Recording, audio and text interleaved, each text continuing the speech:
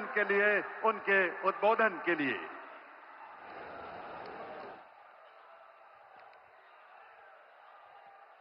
भारत माता की, भारत माता की, भारत माता की। उद्घाटन हो गया,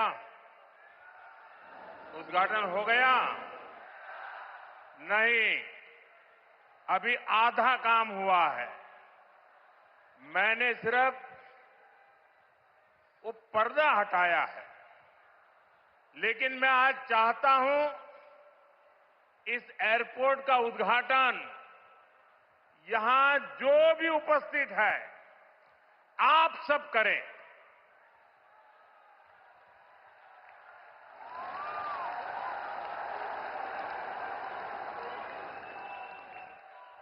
और इसलिए आप अपना मोबाइल फोन निकालिए, अपने मोबाइल फोन का फ्लैश लाइट कीजिए और आप इसका उद्घाटन कर रहे हैं।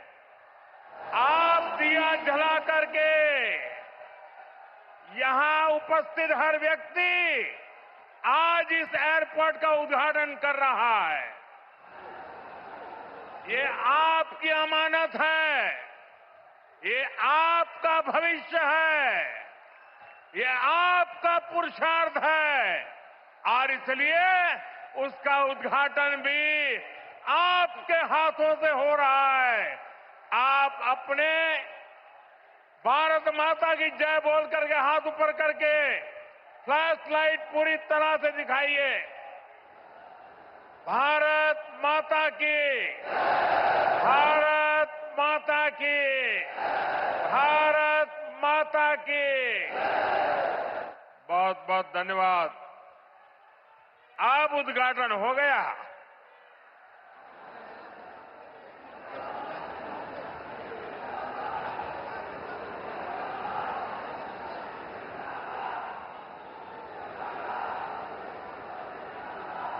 उत्तर प्रदेश के राज्यपाल आनंदीबेन पटेल, यहां के मुख्यमंत्री योगी आदित्यनाथ जी, उप मुख्यमंत्री केशव प्रसाद मौर्य, ब्रजेश पाठक, केंद्रीय मंत्रिमंडल के मेरे सहयोगी श्री राम मोहन नायडू जी, पंकज चौधरी जी, ज्यूरिक एयरपोर्ट के चेयरमैन जोसेफ फेल्डर जी, अन्य मंत्रीगण, सांसद, विधायक, अन्य महानुभाव और मेरे प्यारे भाई और बहनों,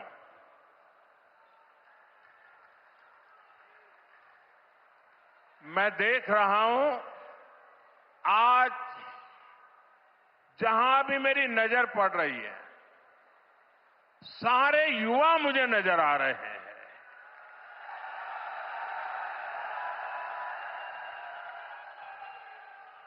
उत्साह से भरे युवा हैं, जोश से भरे हुए युवा हैं, क्योंकि इन युवाओं को पता है कि ये जो काम हो रहा है ना, ये नौजवानों का भविष्य को नई उड़ान देने वाला काम हो रहा है। आज हम विकसित यूपी,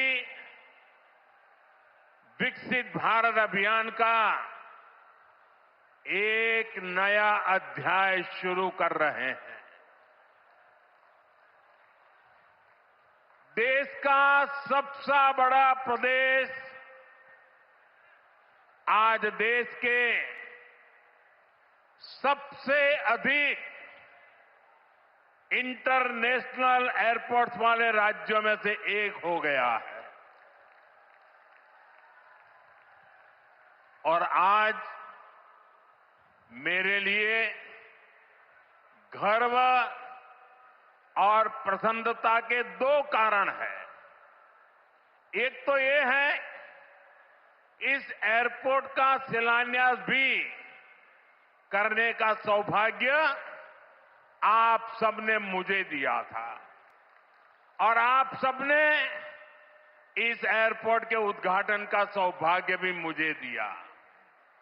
लेकिन मैंने उस सौभाग्य को आपके साथ बांट दिया और आपके हाथों से उद्घाटन करवा दिया। दूसरा,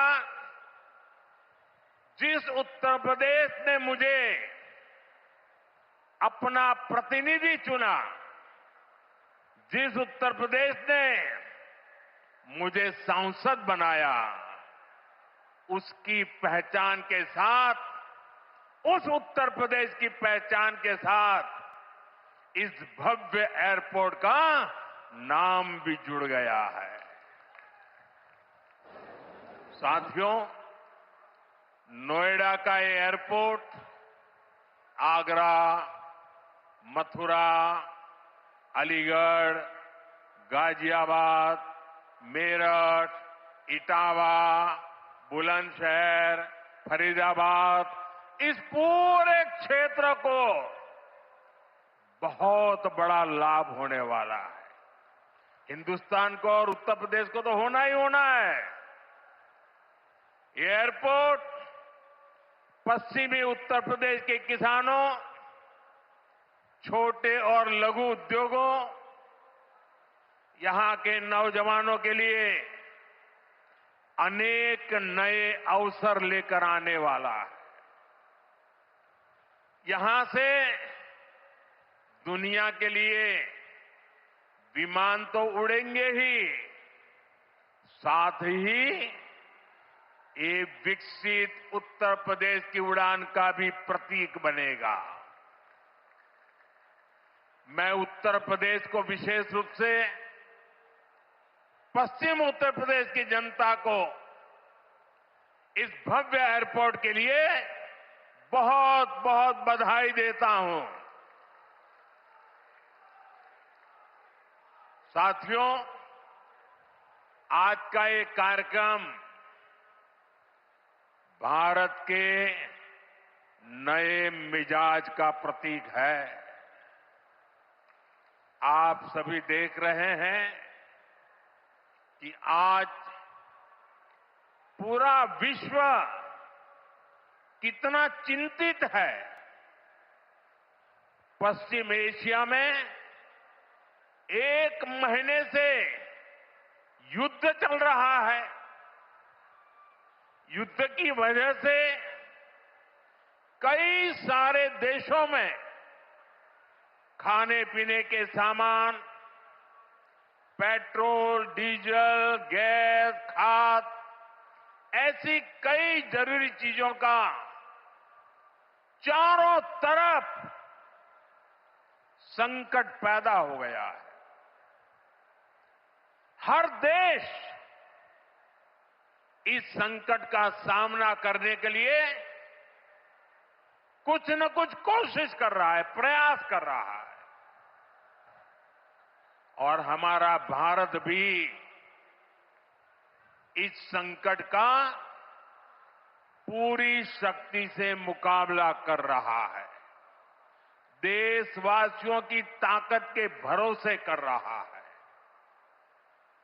भारत तो बहुत बड़ी मात्रा में कच्चा तेल और गैस, ये जहां युद्ध चल रहा है ना, इस युद्ध से प्रभावित इलाके से मंगाता है। इसलिए सरकार हर वो कदम उठा रही है जिससे सामान्य परिवारों पर, हमारे किसान भाई बहनों पर इस संकट का बोझ न पड़े। साथियों, संकट के इस समय में भी भारत ने अपने तेज विकास को निरंतर जारी रखा है। मैं सिर्फ पश्चिमी उत्तर प्रदेश की ही बात करूं तो पिछले कुछ सप्ताह में ही ये चौथा बड़ा प्रोजेक्ट है जिसका शिलान्यास या लोकार्पण हुआ है। इन कुछ ही सप्ताह में इस दौरान नोएडा में बहुत बड़ी सेमी कंडक्टर फैक्ट्री का शिलान्यास हुआ। इसी कालखंड में देश की पहली दिल्ली मेरठ नमो भारत ट्रेन ने गति पकड़ी। इसी कालखंड में मेरठ मेट्रो का विस्तार किया गया और इतने कम समय में आज नोएडा इंटरनेशनल एयरपोर्ट का आप सबके हाथों से उद्घाटन भी हो गया। साथियों, ये सारे प्रोजेक्ट्स यूपी के विकास के लिए डबल इंजन सरकार के प्रयासों का शानदार उदाहरण है। सेमीकंडक्टर फैक्ट्री भारत को टेक्नोलॉजी में आत्मनिर्भर बना रही है। मेरठ मेट्रो और नमो भारत रेल तेज और स्मार्ट कनेक्टिविटी दे रही है और ये हमारा जेवर एयरपोर्ट पूरे उत्तर भारत को दुनिया से जोड़ रहा है। और आपने अभी वीडियो में देखा, ये ऐसा एयरपोर्ट बन रहा है, हर 2 मिनट में एक जहाज उड़ेगा, हर 2 मिनट में एक जहाज उड़ेगा। पहले सपा वालों ने नोएडा को अपनी लूट का एटीएम बना लिया था, लेकिन आज भाजपा सरकार में वही नोएडा यूपी के विकास का सशक्त इंजन बन रहा है। साथियों, जेवर का ये एयरपोर्ट डबल इंजन सरकार की कार्य संस्कृति का भी बहुत अच्छा उदाहरण है। अब आप सोचिए, इस एयरपोर्ट को अटल बिहारी वाजपेयी जी की सरकार ने 2003 में ही फाइल में मंजूरी दे दी थी। 2003 में आप में से बहुत होंगे जिसका जन्म नहीं हुआ होगा। बहुत वो लोग होंगे जो उस समय 25-30 साल के 35 साल के हुए होंगे और आज रिटायर्ड की हो गए। लेकिन एयरपोर्ट नहीं बना। लेकिन केंद्र में कांग्रेस और यहां की पहले की सरकारों ने सालों तक इस एयरपोर्ट की नींव तक नहीं पड़ने दी। 2004 से 2014 तक ये एयरपोर्ट फाइलों में ही दबा रहा। जब हमारी सरकार बनी तो यूपी में सपा की सरकार थी। शुरू के 2-3 सालों में सपा वालों ने इस पर काम नहीं होने दिया, लेकिन जैसे ही यहां भाजपा एनडीए की सरकार बनी, दिल्ली में भाजपा एनडीए की सरकार बनी, तो जेवर एयरपोर्ट की नींव भी पड़ी, निर्माण भी हुआ और अब ये शुरू भी हो गया है। साथियों, एयरपोर्ट के अलावा ये क्षेत्र देश के 2 बड़े फ्रेट कॉरिडोर्स का भी हब बन रहा है। ये फ्रेट कॉरिडोर मालगाड़ियों के लिए बिछाई गई स्पेशल पटरियां हैं। इससे उत्तर भारत की बंगाल और गुजरात के समंदर से कनेक्टिविटी बेहतर हो गई है और दादरी वो स्थान है जहां ये दोनों कॉरिडोर्स आपस में मिलते हैं। यानी यहां किसान जो उगाते हैं, यहां उद्योग जो कुछ बनाते हैं, वो जमीन से, हवाई मार्ग से दुनिया के कोने कोने तक तेजी से जा पाएगा। ऐसी मल्टी मॉडल कनेक्टिविटी के कारण यूपी दुनिया भर के निवेशकों के लिए बहुत बड़ा आकर्षण बन रहा है। साथियों, जिस नोएडा को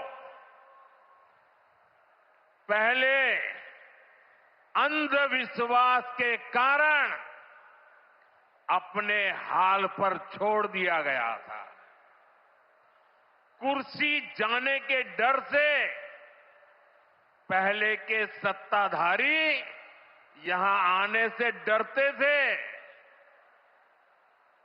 मुझे याद है यहां की सपा सरकार थी और मैंने नोएडा आने का कार्यक्रम बनाया तो मुख्यमंत्री इतने डरे हुए थे कि वो उस कार्यक्रम में नहीं आए और मुझे भी डराने की लोगों ने कोशिश की कि नोएडा मत जाओ मोदी जी, अभी अभी प्रधानमंत्री बने हो। मैंने कहा इस धरती का आशीर्वाद लेने जा रहा हूं जो मुझे लंबे अरसे तक सेवा करने का मौका देगा।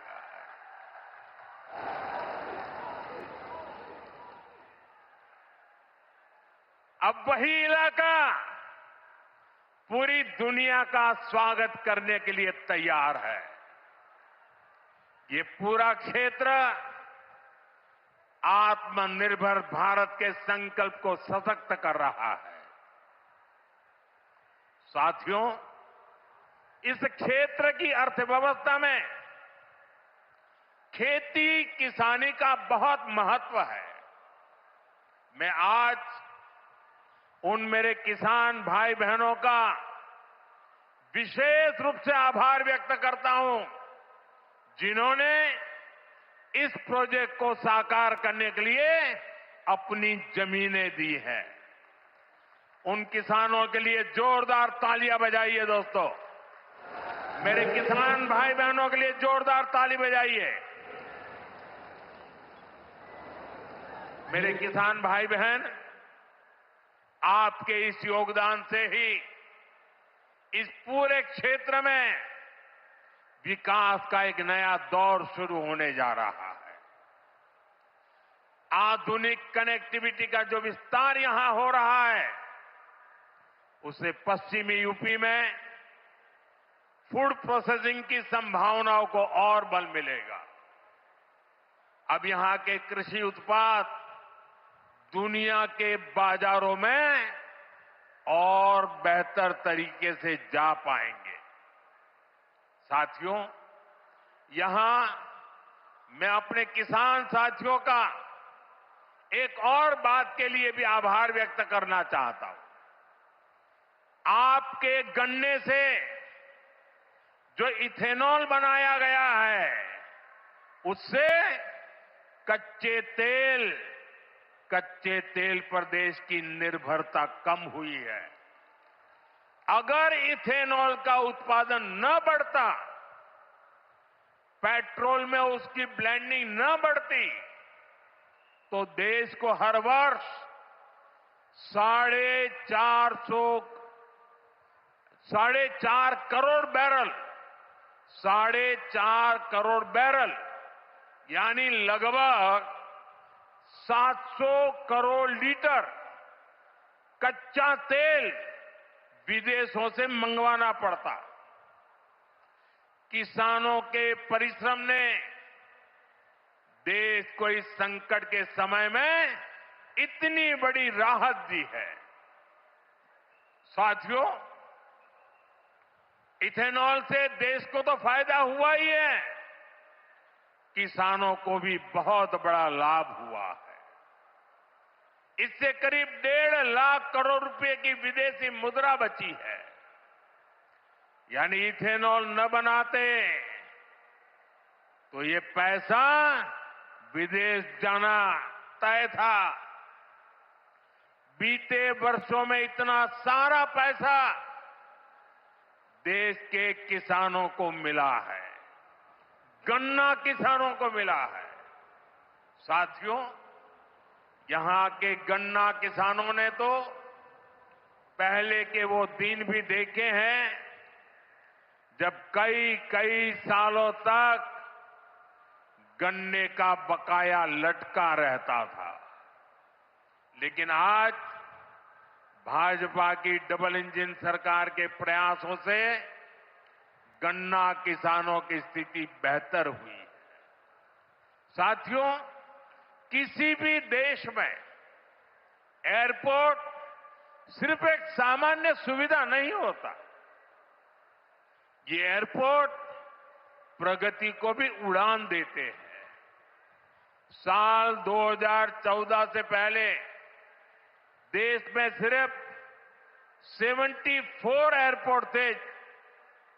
आज 160 से अधिक एयरपोर्ट देश में है। अब महानगरों के अलावा देश के छोटे छोटे शहरों में भी हवाई कनेक्टिविटी पहुंच रही है। पहले जो सरकारें रही हैं, वे मानती थी कि हवाई यात्रा सिर्फ अमीरों के लिए ही होनी चाहिए।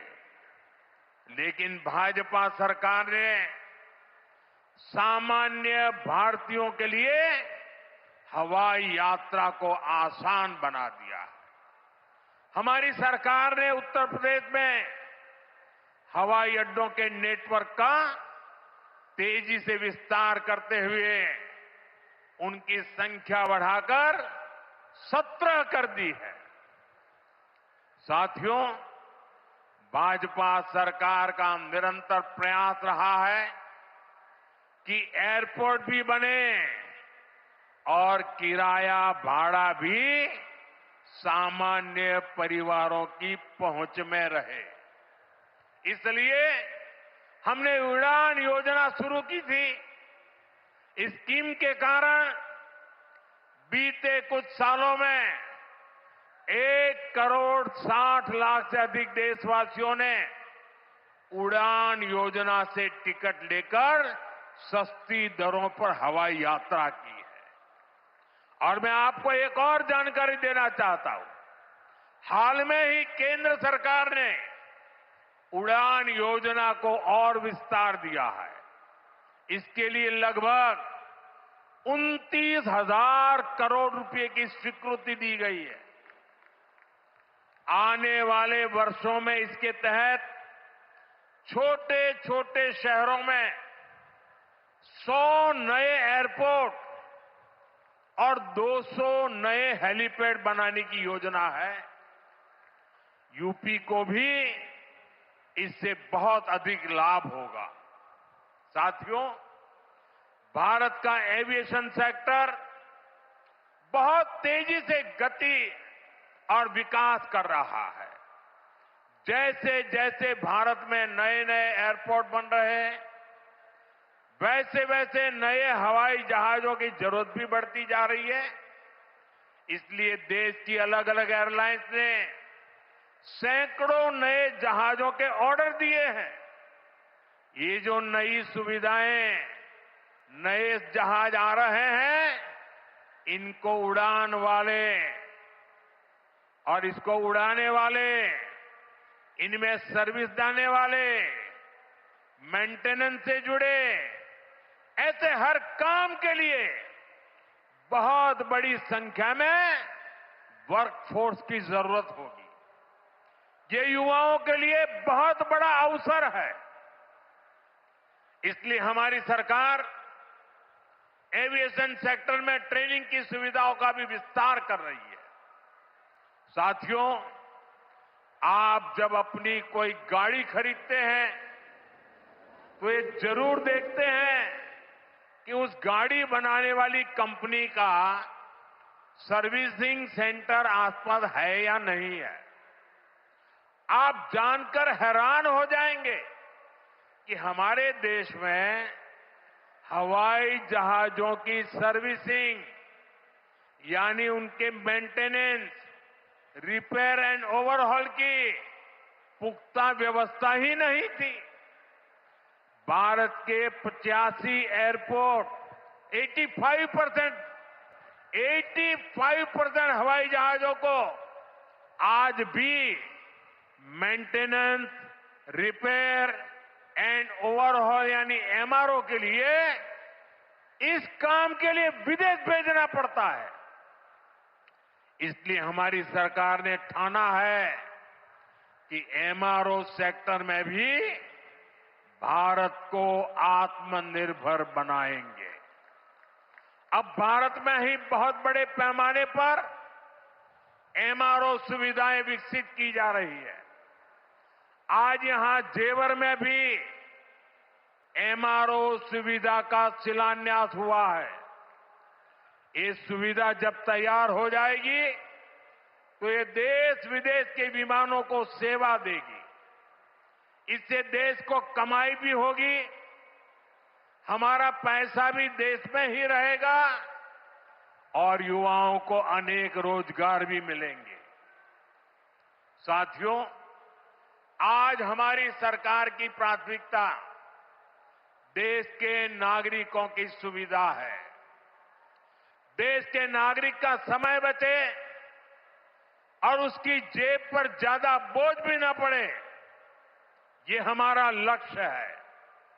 मेट्रो और वंदे भारत जैसी आधुनिक रेल सेवाओं का इसी भाव से ही विस्तार किया जा रहा है।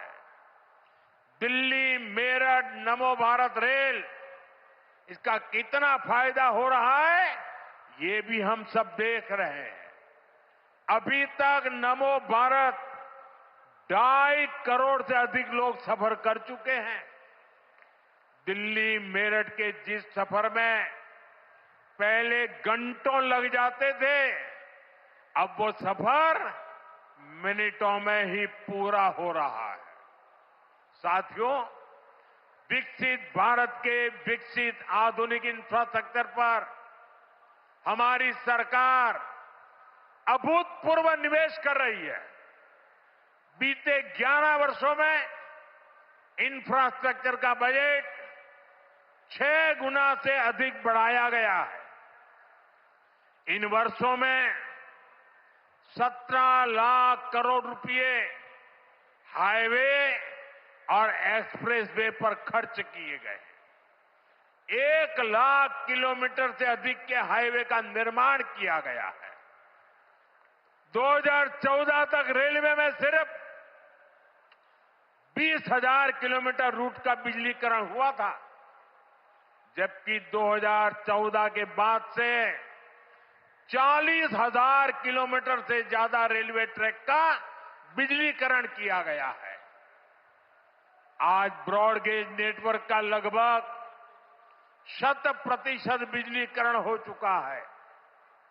आज कश्मीर घाटी हो या नॉर्थ ईस्ट की राजधानियां, ये पहली बार रेल नेटवर्क से जुड़ रही है। पोर्ट यानी बंदरगाहों की क्षमता बीते दशक में 2 गुने से अधिक हुई है। देश में नदी जलमार्गों की संख्या भी लगातार बढ़ रही है।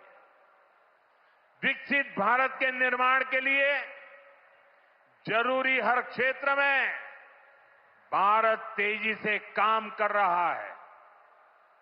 साथियों, विकसित भारत बनाने के लिए सबका प्रयास बहुत जरूरी है। ये आवश्यक है कि 140 करोड़ देशवासी कड़े से कड़ा परिश्रम करें और वैश्विक संकटों का एकजुट होकर सामना करें। अभी जो युद्ध चल रहा है, इससे पैदा हुए संकट का सामना कैसे करना है, इसके बारे में मैंने संसद में भी विस्तार से बताया है। मेरी कल देश के सभी मुख्यमंत्रियों से भी लंबी चर्चा हुई है और बड़ी सकारात्मक चर्चा हुई है। मैं आज आप सभी जनता जनार्दन से फिर कहूंगा, मैं देशवासियों से फिर से कहूंगा, हमें शांत मन से, धैर्य के साथ, एकजुटता के साथ, मिलजुल करके इस संकट का सामना करना है। ये पूरे विश्व में परेशानी पैदा करने वाला संकट है। हमें अपने देश की सबसे ज्यादा चिंता करने है और यही हम भारतीयों की सबसे बड़ी ताकत है। मैं यूपी के, देश के सभी राजनीतिक दलों से भी आग्रहपूर्वक कहना चाहता हूं, विनती पूर्वक कहना चाहता हूं, इस प्रकार के संकट में ऐसी बातें करने से बचें जो देश के लिए नुकसानदायक है, जो भारतीयों के हक में है, जो भारत के हित में है, वही भारत सरकार की नीति और रणनीति है। राजनीति के लिए गलत बयानबाजी करने वाले राजनीतिक बहस में तो कुछ नंबर पा लेंगे, लेकिन देश को नुकसान पहुंचाने वाली हरकतों को देश की जनता कभी माफ नहीं करती। कोरोना के महासंकट के दौरान भी कुछ लोगों ने अफवाहें फैलाई, वैक्सीन को लेकर झूठ बोले ताकि सरकार का काम मुश्किल हो, देश को नुकसान हो। परिणाम क्या हुआ? जनता ने चुनावों के दौरान ऐसी राजनीति को नकार दिया, ठुकरा दिया। मुझे पूरा भरोसा है कि देश के सभी राजनीतिक दल भी इससे सबक सीखेंगे और देश के एकजुट प्रयासों को वो बल देंगे, ताकत देंगे। इसी आग्रह के साथ एक बार फिर से उत्तर प्रदेश को इस शानदार एयरपोर्ट के लिए बहुत बहुत शुभकामनाएं। मेरे साथ बोलिए, भारत माता की वंदे वंदे वंदे वंदे वंदे वंदे वंदे वंदे वंदे। बहुत बहुत धन्यवाद।